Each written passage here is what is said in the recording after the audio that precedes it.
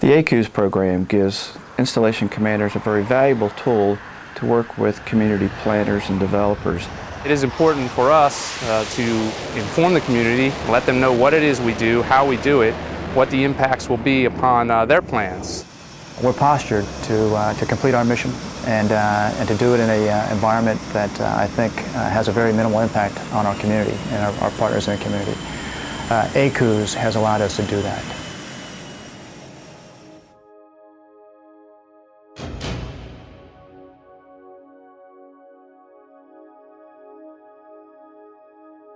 The U.S. military plays a significant role in defending the United States and its interests around the globe. At the forefront of this endeavor are the aviation assets of the U.S. military. Whether based on aircraft carriers or amphibious ships patrolling the seas, forward deployed at overseas bases, or through the global reach of U.S.-based strategic forces, aviators of all services provide a quick response to world events. The military's success in these endeavors has been achieved because it holds a distinct advantage in advanced technologies that allows it to function more efficiently and effectively.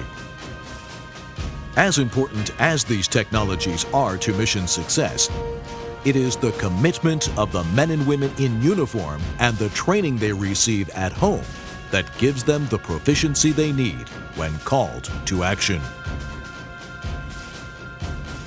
Success relies on training that is realistic, including the use of full weaponry, live ordnance, and training at night. Historically, military installations have been located in rural areas, which were better for security and allowed for an ample buffer between military activities and civilian communities. Over time, however, military installations have become magnets for commercial and residential development because of the economic and employment opportunities that these installations offer. Military airfields are a major contributor to the local community and economy. This contribution may increase development around the base. When incompatible development occurs, there is a potential to expose residents to increased noise levels and safety risks, while potentially threatening the installation's flying mission. In 1973, the Department of Defense created a tool to assist communities in understanding the impacts associated with military airfields and to promote development compatible with air operations. This tool is known as the Air Installations Compatible Use Zones Program, or AICUZ. The goal of the AICUZ program is to protect the health, safety, and welfare of those living and working on or near military installations, while ensuring the continued flight operations. The training mission I'm involved in at the United States Naval Test Pilot School here at NAS Patuxent River involves test and evaluation of aircraft and systems for use by our military, and that will require very specific flight paths, very specific altitudes, airspeeds, and procedures. Effective AICUZ planning is important, so I'm aware of the locations of schools, churches, communities. Try to avoid those areas because I want to minimize the impact that I have on the ground. At the core of the AICUZ program are recommendations for land uses in areas exposed to various levels of noise and accident potential. The initial step in the AICUZ process is preparation of a study to define noise contours. The noise contours are developed by a computerized analysis of aircraft activity at the installation and reflect site-specific aircraft operational data. For land use planning purposes, the noise exposure area is divided into 3 noise zones. Noise Zone 3 is an area of high noise exposure, where the greatest degree of land use control is recommended. Residential development is strongly discouraged in this zone. Noise Zone 2 is an area of moderate noise exposure, where some land use control is recommended. Residential development is discouraged in this zone. Noise Zone 1 is an area of low noise impact, where most land uses are compatible. Residential developments are generally considered compatible in this zone.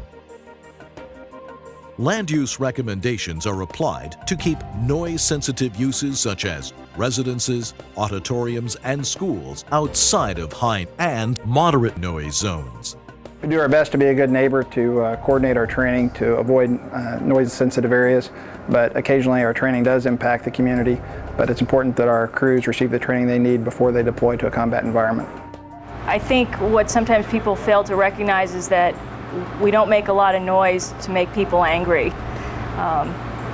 It's part of our doing business, and you try to minimize the impact of those around you, whether it's the amount of noise you make, the time of day that you make it. But the reality is that aircraft make noise. We just try to do our best to least impact the communities around us. While noise concerns are considered a high priority, the safety of the surrounding community is one of the primary purposes for the AICUZ program. The Department of Defense uses accident potential zones, or APZs, to show areas where an accident is most likely to occur if one occurs.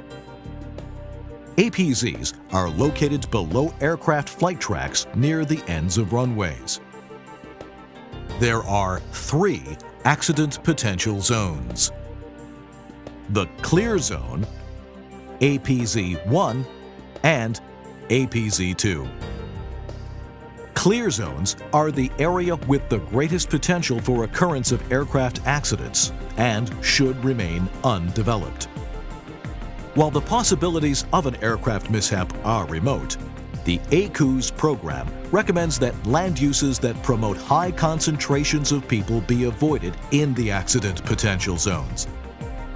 The Air Force is very focused on safety. We do everything possible to prevent accidents. However, occasionally things do happen. In April of this year, we had a C-5 that landed short of our runway. Thankfully, to the strong AICUZ planning, we had previously purchased the land off the end of our runway. In this case, it saved lives. Additionally, there was no significant damage to the property as a result of that accident.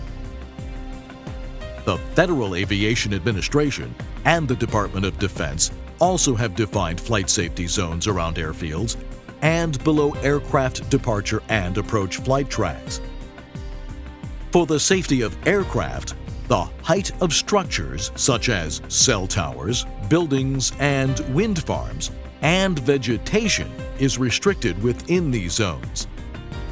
Other safety criteria that should also be examined for compatibility include uses that produce dust, smoke, or steam that may obscure pilot vision, uses that generate direct or reflected lighting, uses that produce electromagnetic interference that could interfere with aircraft navigation, communication, and weapon systems, and uses that could attract birds to the vicinity of the runway. Noise contours, accident potential zones, and height and obstruction criteria, along with land use recommendations, are incorporated into AICUZ studies for all Navy, Marine Corps, and Air Force installations. The AICUZ study is then presented to the community to assist local governments in developing land use plans that are compatible with airfield operations. Community relations is certainly a key to this whole process.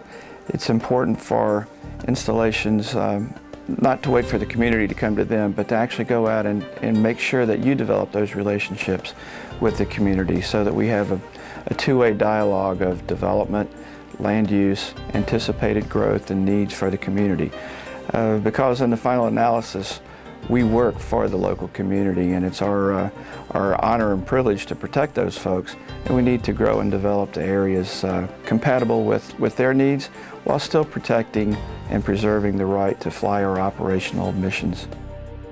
Everyone has a role in AICUZ implementation. It is up to the military to ensure that its impacts on the community are as minimal as possible while not degrading the flying mission. Wherever possible, hush houses and test cells are utilized to reduce the noise of engine maintenance run-ups, and noise abatement techniques are incorporated. New missions are examined, and updated AICUZ studies are provided to the community. Local and regional governments should incorporate the AICUZ planning guidelines into comprehensive plans, zoning, disclosure ordinances, and building codes.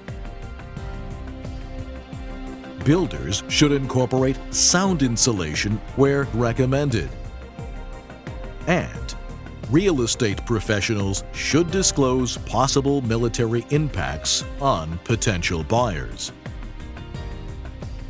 The role played by the Department of Defense in defending the United States and its interests necessitates continued training by our military aviators. There's nothing like getting that operational, hands-on, practical ability that our pilots and aviators need. And that's what AICUZ allows us to do. It allows us to give our pilots and aviators a chance to do the things they need to do before they do it in harm's way.